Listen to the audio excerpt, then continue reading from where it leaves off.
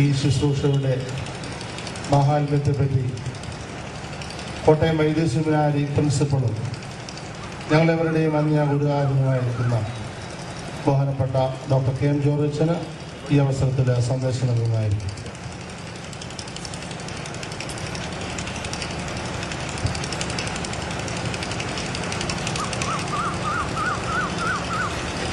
പുത്രനും പരിശുദ്ധ റൂഹായിക്കും സ്തുതി. അഭിമന്യ തിരുമേനി, ബഹുമാന്യരായ അച്ഛന്മാരെ, കർത്താവിൽ ഏറ്റവും പ്രിയമുള്ള സഹോദരങ്ങളെ, നമ്മുടെ ജനങ്ങൾ വളരെ കൗതുകത്തോടും സന്തോഷത്തോടും കൂടി പങ്കെടുക്കുന്ന ഒരു ശുശ്രൂഷയാണ് കാലുകഴുകൽ ശുശ്രൂഷ. അത്രയും കൗതുകം വരാൻ പ്രധാനപ്പെട്ട ഒരു കാരണം, ഇത് വളരെ അപൂർവമായിട്ടാണ് നമ്മൾ ദർശിക്കുന്നത്. നമ്മുടെ സഭയുടെ പാരമ്പര്യമനുസരിച്ച് സാധാരണഗതിയിൽ മെത്രാപ്പൊലീത്താമാർ സന്നിഹിതരായിരിക്കുന്ന പള്ളികളിൽ കഷ്ടാനുഭവ ആഴ്ചയിലെ വ്യാഴാഴ്ച ഉച്ച കഴിഞ്ഞാണ് ഈ ശുശ്രൂഷ നടത്തുന്നത്. തിരുമേനിമാരുടെ എണ്ണം സഭയിൽ വളരെ വളരെ കുറവായിരുന്നതുകൊണ്ട് വളരെ അപൂർവമായി മാത്രം മിക്ക ജനങ്ങൾക്കും ഇതിൽ പങ്കെടുക്കാനേ കഴിഞ്ഞിരുന്നുള്ളൂ. അതുകൊണ്ട് ഇതെന്താണ് എന്നറിയുന്നതിനും ഇത് കാണുന്നതിനും ആളുകൾക്ക് സ്വാഭാവികമായും താല്പര്യം ഉണ്ടാകും. രണ്ടാമത്തെ ഒരു കാരണം, പലപ്പോഴും നമ്മുടെ ചെവിയേക്കാൾ നമ്മുടെ കണ്ണിന് ശക്തി കൂടുതലുണ്ട് എന്ന് നമുക്കറിയാം. പരിശുദ്ധനായ പരിമല തിരുമേനി വിശുദ്ധ നാടുകളിൽ പോയിട്ട് തിരിച്ചു വന്ന് എഴുതിയ യാത്രാവിവരണം പലർക്കും പരിചയമുണ്ട്. അവിടെ പറയുന്നുണ്ട്, കണ്ണിന് കാതിനേക്കാൾ ശക്തിയുണ്ട്. അതുകൊണ്ട് ഈ കാര്യങ്ങളൊക്കെ നിങ്ങൾ നേരിട്ട് കാണുകയാണെങ്കിൽ നിങ്ങളുടെ വിശ്വാസം വർദ്ധിക്കും എന്ന് തിരുമേനി പറയുന്നുണ്ട്. അതുകൊണ്ട് നേരിട്ട് നമ്മൾ ഇങ്ങനെയൊരു സംഗതി കാണുന്നു എന്നുള്ളതും വളരെ പ്രധാനപ്പെട്ട ഒന്നാണ്. ഇതിൻ്റെ പശ്ചാത്തലം എല്ലാവർക്കും അറിയാവുന്നതുകൊണ്ട് ഞാൻ അതിലേക്കൊന്നും കടക്കുന്നില്ല. നമ്മുടെ കർത്താവ് തൻ്റെ അന്ത്യ അത്താഴത്തിനിടയ്ക്ക്, അതായത് വിശുദ്ധ കുർബാന സ്ഥാപിച്ചതായ തൻ്റെ മരണത്തിന് മുൻപുള്ള അന്ത്യ അത്താഴത്തിനിടയ്ക്ക് നാടകീയമായി എഴുന്നേറ്റ് ഒരു ദാസനെ പോലെ അരയിൽ ഒരു തൂവാല ചുറ്റി ഒരു പാത്രത്തിൽ വെള്ളമെടുത്ത് തൻ്റെ ശിഷ്യന്മാരുടെ കാലുകൾ കഴുകി. അവരോട് പറഞ്ഞു, നിങ്ങളിൽ വലിയവനാകാൻ ആഗ്രഹിക്കുന്നവൻ എല്ലാവരുടെയും ശുശ്രൂഷകനായിരിക്കണം. ഒന്നാമനാകാൻ ആഗ്രഹിക്കുന്നവൻ ഏറ്റവും അവസാനത്തവനായി മാറണം. നിങ്ങൾ പരസ്പരം വിനയപ്പെടണം, കാലുകളെ കഴുകണം എന്ന് കർത്താവ് തൻ്റെ ശിഷ്യന്മാരെ പഠിപ്പിച്ചു. ഈ സംഭവം നമ്മുടെ കർത്താവ് ചെയ്തതായ ഒരു പ്രവൃത്തിയെ അനുകരിച്ച് സഭയിൽ പിൽക്കാലത്ത് കാലുകഴുകൽ ശുശ്രൂഷ ഉടലെടുത്തു എന്നുള്ളത് നിങ്ങൾക്കറിയാം. സാധാരണഗതിയിൽ നമ്മുടെ വലിയ ഇടയന്മാരായ മെത്രാപ്പൊലീത്താമാർ അവരുടെ സ്ഥാനത്തേക്കാൾ താണ ആളുകളുടെ കാലുകൾ കഴുകിയാണ് കർത്താവിൻ്റെ ആ പ്രവൃത്തിയെ അനുകരിക്കുന്നത്. എന്നാൽ നമ്മുടെ ശുശ്രൂഷ ക്രമം അനുസരിച്ച് രണ്ട് തരത്തിലുള്ള ശുശ്രൂഷകളുണ്ട്. ഒന്ന്, നിർബന്ധമായും നാം അനുഷ്ഠിച്ചിരിക്കേണ്ടതായ സംഗതികൾ. ഉദാഹരണമായിട്ട് പെസഹ വ്യാഴാഴ്ചയിലെ വിശുദ്ധ കുർബാന, അല്ലെങ്കിൽ ഉയർപ്പിൻ്റെ പെരുന്നാളിൻ്റെ വിശുദ്ധ കുർബാന, അതിൻ്റെ പ്രത്യേക ശുശ്രൂഷ, ഓശാന പെരുന്നാളിൻ്റെ ശുശ്രൂഷ, ഇതെല്ലാം നിർബന്ധമായിട്ടും അനുഷ്ഠിച്ചിരിക്കേണ്ട ശുശ്രൂഷകളാണ്. വേറെ ചില ശുശ്രൂഷകളുണ്ട്, അതിനാവശ്യമായ ക്രമീകരണങ്ങളൊക്കെ പുസ്തകത്തിൽ എഴുതിയിട്ടുണ്ട്. പക്ഷെ അത് നടത്തണമെന്ന് യാതൊരു നിർബന്ധവുമില്ല. സൗകര്യമുണ്ടെങ്കിൽ നടത്താം, സാഹചര്യമുണ്ടെങ്കിൽ നടത്താം എന്ന് മാത്രമേ ഉള്ളൂ. അതിലൊന്നാണ് കാലുകഴുകൽ ശുശ്രൂഷ. അതുപോലെ നിങ്ങൾക്ക് വലിയ പരിചയമില്ലാത്ത മറ്റൊരു ശുശ്രൂഷയുണ്ട്, വാദേ ദൽമീനോ എന്ന് പറഞ്ഞ് കർത്താവ് 10 കന്യകമാരുടെ ഉപമ പഠിപ്പിച്ചു. 5 പേർ ബുദ്ധിയുള്ളവരും 5 പേർ ബുദ്ധിയില്ലാത്തവരും. അവരുടെ ആ കഥ നാടകീയമായ രൂപത്തിൽ ആവിഷ്കരിക്കുന്ന ഒരു ശുശ്രൂഷയാണ് വാദേ ദൽമീനോ. നമ്മുടെ പള്ളികളിൽ ഒന്നും തന്നെ സാധാരണ അത് നടത്താറില്ല. അപ്പം അങ്ങനെ നിർബന്ധമില്ലാത്ത, ആവശ്യമുണ്ട്, സൗകര്യമുണ്ടെങ്കിൽ നടത്താം എന്ന് പറഞ്ഞിരിക്കുന്ന ശുശ്രൂഷയിലൊന്നാണ് നാം ഇന്ന് അനുഷ്ഠിക്കുന്നതായ കാലുകഴുകൽ ശുശ്രൂഷ. മെത്രാപ്പോലീത്ത സന്നിഹിതനാവുകയും അദ്ദേഹം അത് ചെയ്യാനായിട്ട് തയ്യാറാവുകയും ചെയ്യുമ്പോൾ മാത്രമാണ് അത് പള്ളികളിൽ നടത്തുന്നത്. ഈ പശ്ചാത്തലം മനസ്സിൽ വെച്ചുകൊണ്ടാണ് ചില കാര്യങ്ങൾ നമ്മൾ മനസ്സിലാക്കേണ്ടത്. ഇത് നാടകീയമായ ഒരു ആവിഷ്കരണമാണ്, ഒരു ഡ്രമാറ്റിക് പ്രസന്റേഷനാണ്. നിങ്ങൾക്ക് എല്ലാവർക്കും അത് മനസ്സിലാകുമെന്ന്. ഈ ലോകത്തിൻ്റെ പല ഭാഗങ്ങളിലും പാഷൻ പ്ലേ എന്ന പേരിൽ, അതായത് കർത്താവിൻ്റെ അവസാന ദിവസങ്ങളിലെ കഷ്ടാനുഭവവും കർത്താവിൻ്റെ ക്രൂശുമരണവും ഒക്കെ ജനങ്ങൾക്ക് മനസ്സിലാക്കാൻ വേണ്ടി നാടകീയമായി അവതരിപ്പിക്കുന്ന രീതിയുണ്ട്.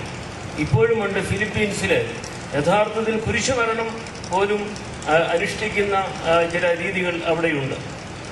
അപ്പോൾ ഈ പാഷൻ പ്ലേയുടെ ഭാഗമായിട്ടാണ് ഈ കാലുകഴുകൽ ശുശ്രൂഷ വന്നതെന്ന് പറഞ്ഞാൽ ചരിത്രപരമായി അതിൽ തെറ്റില്ല. ഇന്നലെ രാവിലെ ബഹുമാനപ്പെട്ട ഫിലിപ്പം ശാമൂരച്ചൻ്റെ ക്ഷണമനുസരിച്ച് സെൻറ് ജോൺസ് മയൂർ വിഹാറിലെ സെൻറ് ജോൺസ് പള്ളിയിലെ സ്കൂളിൽ എനിക്ക് പോകുവാൻ സാധിച്ചു. അവിടെ സ്കൂളിൽ പഠിക്കുന്ന കൊച്ചുകുട്ടികൾ എല്ലാ മതങ്ങളിലും പെട്ടവരുണ്ട്. അവർ കർത്താവായ യേശുക്രിസ്തുവിൻ്റെ ഈ അന്ത്യ ദിനങ്ങളിലെ അനുഭവങ്ങളെ ഒരു സ്കിറ്റായി, പാഷൻ പ്ലേ ആയി, വളരെ ഭംഗിയായി അവിടെ അവതരിപ്പിക്കുന്നത് ഞാൻ കണ്ടു. അതിലൂടെ ജനങ്ങൾക്കൊരു സന്ദേശം കിട്ടും. ഒരു തരത്തിൽ വിശ്വാസം ജനങ്ങളെ പഠിപ്പിക്കുന്നതിന് വേണ്ടിയുള്ള ഒരു ഡിവൈസാണ്, ഒരു പെഡഗോജിക്കൽ മെത്തേഡാണ് അതെന്ന് പറയുന്നതിൽ തെറ്റില്ല. അതുതന്നെയാണ് ഈ ശുശ്രൂഷയിലും നമ്മൾ അനുഷ്ഠിക്കുന്നത്. ജനങ്ങൾക്ക് നേരിട്ട് കണ്ട് ആ ശുശ്രൂഷയിൽ പങ്കെടുക്കുന്നത് മൂലം അവർക്ക് ഒരു വിശ്വാസ പ്രബോധനം, ഒരു catechetical instruction in the essence of faith കിട്ടുന്നു എന്നുള്ളത് വളരെ പ്രധാനപ്പെട്ട സംഗതിയാണ്. ഇത് പലതരത്തിൽ നടത്തും. നമ്മുടെ സഭയിൽ മെത്രാപ്പൊലീത്തമാരാണ് നടത്തുന്നതെങ്കിൽ മറ്റു ചില സഭകളിൽ വൈദികരോ അല്ലെങ്കിൽ ഒരു ആശ്രമത്തിൻ്റെ അധിപനോ ഒരു മോണസ്ട്രിയുടെ തലവനായിരിക്കുന്ന ആബിട്രോ ഒക്കെ നടത്തുന്ന രീതിയുണ്ട്. സാധാരണഗതിയിൽ സമൂഹത്തിലെ എല്ലാ വിഭാഗത്തിലുംപ്പെട്ട ആളുകളെ ഇരുത്തി അവരുടെ കാലുകൾ കഴുകുന്ന രീതിയും ഉണ്ട്. ആദ്യകാലങ്ങളിൽ പാവപ്പെട്ടവരായ ആളുകളെ, ആരും അന്വേഷിക്കാത്ത അഗതികളെ വിളിച്ച് അവർക്ക് നല്ല വസ്ത്രം കൊടുത്ത്, അവർക്ക് നല്ല ഭക്ഷണവും കൊടുത്ത് അവരെ വിളിച്ച് ആദരിക്കുകയും അവരുടെ കാലുകൾ കഴുകുകയും ചെയ്യുന്ന രീതി ഉണ്ടായിരുന്നു. ഇപ്പോഴും ചില സ്ഥലങ്ങളിൽ അങ്ങനെ നടക്കുന്നുണ്ട്. ഇത് കത്തോലിക്ക സഭയിലും പ്രോട്ടസ്റ്റന്റ് സഭകളിലും ഓർത്തഡോക്സ് സഭകളിലും പൊതുവായിട്ട് അനുഷ്ഠിക്കപ്പെടുന്നുണ്ടെങ്കിലും അതിൻ്റെ രീതി പലയിടത്തും പലതരത്തിലാണ്. ഇപ്പം നമ്മുടെ നാട്ടിൽ ഞാൻ ബഹുമാനപ്പെട്ട ഷാജിയച്ചനുമായിട്ട് കാര്യം പങ്കുവയ്ക്കുകയായിരുന്നു. നമ്മുടെ നാട്ടിൽ ധാരാളം അച്ഛന്മാരെ കിട്ടും, പ്രയാസമില്ല. 12 അച്ഛന്മാരെ കിട്ടാൻ വലിയ പ്രയാസമൊന്നുമില്ല പെസഹ വ്യാഴാഴ്ച. അപ്പം ചില ഭദ്രാസനങ്ങളിലൊക്കെ 12 അച്ഛന്മാരെ മാത്രം ഇരുത്തി കാല് കഴുകുകയാണ്. ഞാൻ അച്ഛനോട് സൂചിപ്പിച്ചു, നമ്മുടെ പാരമ്പര്യത്തിൽ നിന്നുള്ളതായ ഒരു വ്യതിചലനമാണ്. കാരണം അച്ഛന്മാരുടെ മാത്രം കാല് കഴുകുക എന്നുള്ളതല്ലത്. സമൂഹത്തിലെ എല്ലാ ആളുകളുടെയും, പ്രത്യേകിച്ചും അഗതികളായ മറ്റുള്ളവർ പലപ്പോഴും സമൂഹത്തിൽ അവഗണിക്കുന്ന ആളുകളുടെ കാലുകൾ കഴിയുമ്പോഴാണ് കർത്താവിൻ്റെ ആ മാതൃക കൂടുതൽ സജീവമായിട്ട് മാറുന്നത്. അതിന് പകരം അതിനെ വൈദികവൽക്കരിച്ച് ക്ലറിക്കലൈസ് ചെയ്ത് കൊണ്ടുപോയാൽ അത് പാരമ്പര്യത്തിൽ നിന്നുള്ളതായ വ്യതിചലനമാണ്. ഇപ്പം നമുക്ക് 33 തിരുമേനിമാരുണ്ട്. വേണമെങ്കിൽ ഇനി എവിടെയെങ്കിലും ഈ അച്ഛന്മാർ വേണ്ട, ഇനി 12 തിരുമേനിമാരുടെ കാല് കഴിയാൻ മതി എന്ന് വേണമെങ്കിൽ ആരെങ്കിലും പറഞ്ഞെന്നിരിക്കാം. അപ്പം അതിലേക്ക് പോകാതെ ഇതിൻ്റെ അർത്ഥം എന്താണ്, എന്ത് ആത്മാവിലാണ് കർത്താവ് ഇത് ചെയ്തത്, ഇത് വെറുമൊരു നാടകമാണോ അതോ നമ്മുടെ ജീവിതത്തിൽ അനുഷ്ഠിക്കേണ്ടതായ ഒരു അനുഭവമാണോ എന്ന് നാം പ്രത്യേകമായിട്ട് ചിന്തിക്കേണ്ടതാണ്. നിങ്ങൾക്ക് പലർക്കും അറിയാം, നമ്മുടെ നോമ്പിൻ്റെ ആരംഭത്തിൽ ശുഭകോനോ ശുശ്രൂഷ നടത്താറുണ്ട്. നോമ്പിൻ്റെ അവസാനവും നടത്തണമെന്നാണ് സഭ പഠിപ്പിക്കുന്നത്. ഈ ശുഭകോനോ ശുശ്രൂഷയിൽ നായകനായ ഒരാൾ ചിലപ്പോൾ ഒരു മെത്രാപ്പൊലീത്ത ആയിരിക്കാം, ചിലപ്പോൾ വൈദികനായിരിക്കാം, ചിലപ്പോൾ നായകനായ ഒരു അൽമായക്കാരനായിരിക്കാം. ജനങ്ങളുടെ മുൻപിൽ നേതാവ് കുമ്പിട്ടിട്ട് അവരോട് ക്ഷമയാചിക്കുകയാണ്. അതൊരു നാടകമല്ല, അത് യഥാർത്ഥത്തിൽ അങ്ങനെ തന്നെ ആത്മാർത്ഥമായിട്ട് ചെയ്യുകയാണെങ്കിൽ വളരെ മനോഹരമായ ഹൃദയസ്പർശിയായ ഒരു ശുശ്രൂഷയാണ്. അവരോട് ക്ഷമ ചോദിക്കുകയും അവർ തിരിച്ച് നായകനോട് ക്ഷമ ചോദിക്കുകയും അങ്ങനെ പരസ്പരം ക്ഷമയുടെ അനുഭവത്തിൽ കയ്യസ്തൂരി കൊടുത്ത് സമാധാനത്തിന്റെ അനുരഞ്ജനത്തിന്റെ അനുഭവത്തിൽ നോമ്പിലേക്ക് പ്രവേശിക്കുന്നു എന്നുള്ളതാണ്. അപ്പൊ അവിടെ നാടകീയമായ ആവിഷ്കരണമല്ല, നേരെ മറിച്ച് യഥാർത്ഥമായിട്ടുള്ള അനുഭവത്തിലേക്ക് പ്രവേശിക്കുന്നു എന്നുള്ളതാണ്. വാസ്തവത്തിൽ ഈ കാലുകൾ ശുശ്രൂഷയിലും അങ്ങനെ തന്നെ സംഭവിക്കണമെന്നാണ് സഭ ഉദ്ദേശിക്കുന്നത്. 2-3 ചെറിയ കാര്യങ്ങൾ മാത്രം പറഞ്ഞുകൊണ്ട് ഞാനത് അവസാനിപ്പിച്ചുകൊള്ളാം. ഒന്നാമതായിട്ട് നമ്മുടെ ക്രിസ്തീയ വിശ്വാസത്തിന്റെ കേന്ദ്രത്തിലുള്ള ഒരു സംഗതി ഈ ആഴ്ചയിൽ പല പ്രാവശ്യം നമ്മൾ എടുത്തു പറയുന്നുണ്ട്. ഒരു വാക്ക് നിങ്ങൾ പ്രത്യേകം ശ്രദ്ധിക്കും, താഴ്മ എന്നുള്ള വാക്ക്. തന്റെ താഴാഴ്മയാൽ നമ്മെ വഴിതെറ്റിൽ നിന്ന് രക്ഷിച്ചവനായ മെശിഹ എന്ന് എത്രയോ പ്രാവശ്യം ഈ ആഴ്ചയിൽ നമ്മൾ ഏറ്റുപറയുന്നുണ്ട്. അപ്പോൾ ദൈവത്തിന്റെ താഴ്മ, ദ ഹ്യൂമിലിറ്റി ഓഫ് ഗോഡ് എന്നുള്ളൊരു ആശയം മറ്റൊരു മതത്തിലും കാണുകയില്ല. അതിവിടെ മാത്രമേ ഉള്ളൂ. ദൈവത്തിന്റെ താഴ്മ, ദൈവത്തിന്റെ വിനയം, ദൈവം സ്വയം വെറുമയാക്കുന്നു. പൗലോസ് അപ്പോസ്തലൻ ഫിലിപ്പിയർക്ക് എഴുതിയ ലേഖനത്തിൽ പറയുന്നത് പോലെ, he emptied himself, he made himself nothing, he made himself a zero എന്ന് ഉള്ള അർത്ഥത്തിൽ സ്വയം ശൂന്യമാക്കി, സ്വയം വെറുമയാക്കി ദൈവം എന്ന് പറയുന്നുണ്ട്. സാധാരണഗതിയിൽ ദൈവത്തിന്റെ മഹത്വം, ദൈവത്തിന്റെ സർവശക്തി, ദൈവത്തിന്റെ പ്രാഭവം, ദൈവത്തിന്റെ ഭയങ്കരത്വം, ഇങ്ങനെയാ എല്ലായിടത്തും ദൈവത്തെ കുറിച്ച് പറയുന്നത്. പക്ഷെ ഇവിടെ പറയുന്നു ദൈവത്തിന്റെ താഴ്മ, ദ ഹ്യൂമിലിറ്റി ഓഫ് ഗോഡ്, ദൈവത്തിന്റെ ഒന്നുമില്ലായ്മ, the nothingness of God, the emptiness of God. ഇത് അതിമഹത്തായ ഒരു രഹസ്യമാണ്. ഇതെന്താണെന്ന് നമ്മൾ മനസ്സിലാക്കണം. നമ്മൾ പലപ്പോഴും പാടി അങ്ങ് പോകുന്നത് കൊണ്ട് ഇതിന്റെ അർത്ഥം മനസ്സിലാക്കുന്നത്. കർത്താവായ യേശുക്രിസ്തുവിന്റെ ജീവിതം അതിന്റെ വലിയ സാക്ഷ്യവും അതിന്റെ വലിയ ആവിഷ്കാരവുമായിരുന്നു. കർത്താവിന്റെ ജീവിതം ദൈവത്തിന്റെ വിനയത്തിന്റെ അടയാളമായിരുന്നു. അതുകൊണ്ട് കർത്താവ് പലപ്പോഴും കൗണ്ടർ സിംബൽസ് ഉപയോഗിക്കുമായിരുന്നു. സാധാരണക്കാരായ മനുഷ്യർ അല്ലെങ്കിൽ സമൂഹത്തിലെ ഉന്നതന്മാരായ ആളുകൾ വലിയ വിലപ്പെട്ടതായി കരുതുന്ന പലതിനെയും കർത്താവ് ഒറ്റയടിക്ക് തകർത്ത് കളയുമായിരുന്നു. നല്ല ഉദാഹരണമാണ് കഴിഞ്ഞ ഓശാന ഞായറാഴ്ച നമ്മൾ വായിച്ചു കേൾക്കുന്ന സംഗതി. കർത്താവ് തിരഞ്ഞെടുത്തത് ഏറ്റവും നിന്ദ്യമായ, ബലഹീനമായ, എല്ലാവരും അവഗണിക്കുന്ന ഒരു കഴുതക്കുട്ടിയാണ് തന്റെ വിജയകരമായ യാത്രയ്ക്ക് വേണ്ടി, തന്റെ ട്രയംഫൽ എൻട്രിക്ക് വേണ്ടി ഉപയോഗിച്ചത്. ഒരു വലിയ പടക്കുതിരയാണ് കർത്താവ് ഉപയോഗിക്കേണ്ടത്.